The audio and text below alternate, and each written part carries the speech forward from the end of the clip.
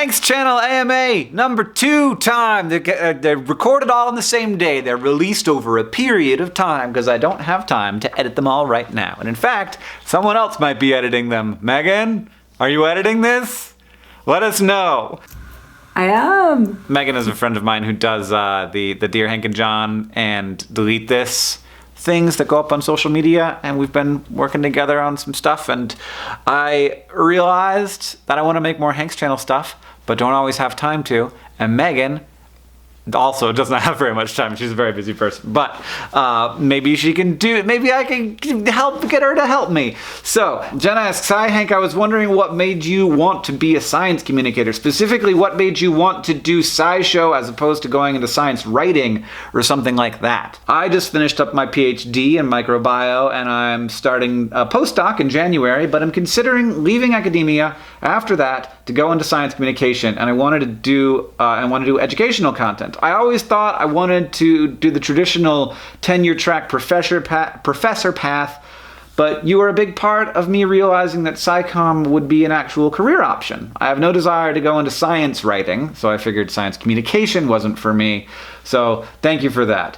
So science writing is more like you are like writing science for science people.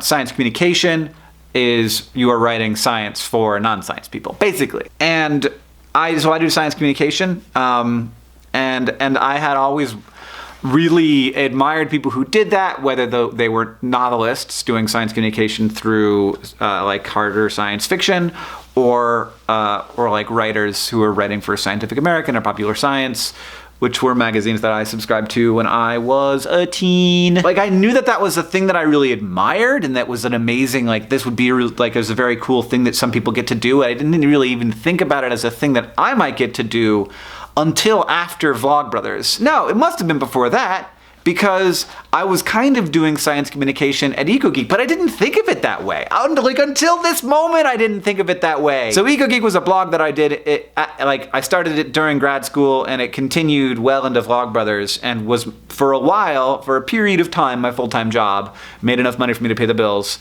and in the 2005, 2006 time, and yeah, it was a blog about environmental technology stuff, and I saw it as like writing about news, like journalism, but oftentimes I'd be definitely taking on science stuff like solar panels and hybrid cars and electric cars and weird wind capture mechanisms, efficiency of windows, like even that kind of thing. Didn't think about that as being science communication. Here's an amazing thing about what happened with Vlogbrothers. There was a moment when the Vlogbrothers channel was big enough that John and I were like literally able to ask ourselves, like, what do we want to do? We can kind of do anything with this.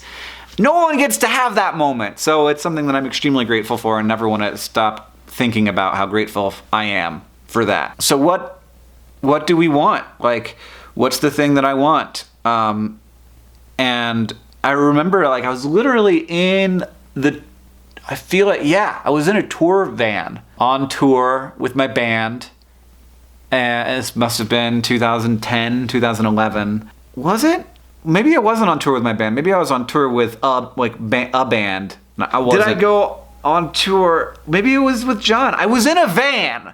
I was definitely in a van in a parking lot, and I'm pretty sure Paul and Joe DeGeorge were there, who are Harry and the Potters. I was in a van. I was definitely in a van.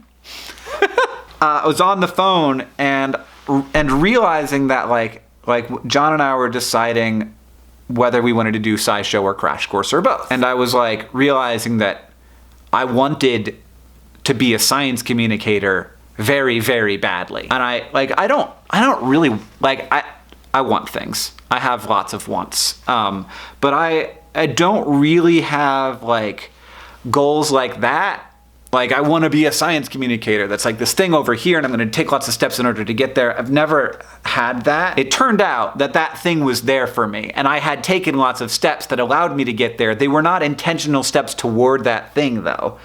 And I realized how cool I thought it would be to be a person who communicated science to people, and who did that well, and who got people excited about it, and who was able to help people realize how cool the world is, how strange it is, and to let the world be cool on its own by understanding it deeply enough to tell the story in a way that was both accurate and not convoluted, you know? I feel like the moment I realized I was going to be a science communicator was literally the moment I decided to do SciShow.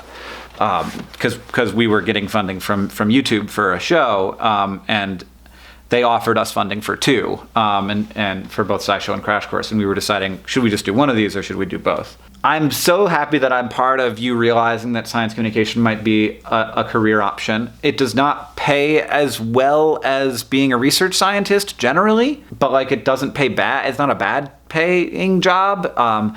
It is a very communication heavy job, not just in terms of the communication that you're doing to the people who are going to be consuming your content, but also communicating between you and editors. You're probably going to be freelancing for magazines or internet video or whatever when you start. So like being a very good communicator to the audience, but also to your client, whoever that is. And in some cases, your client might be direct, like it might be direct because it's the internet now, you can do that. But oftentimes, if you're trying to get, bylines, you're trying to get, paid per word, like actual upfront payment instead of like write this and hope that like advertising revenue comes in or Patreon revenue or something. But yeah, what made me want to start SciShow as opposed to going into science writing or something like that? I had a convoluted path and didn't always thought that this was a really cool career but never really let myself want it until it was something that I could get, which is a bit of a pattern for me, that I kind of don't let myself want something until I'm pretty sure I can get it. Is that weird?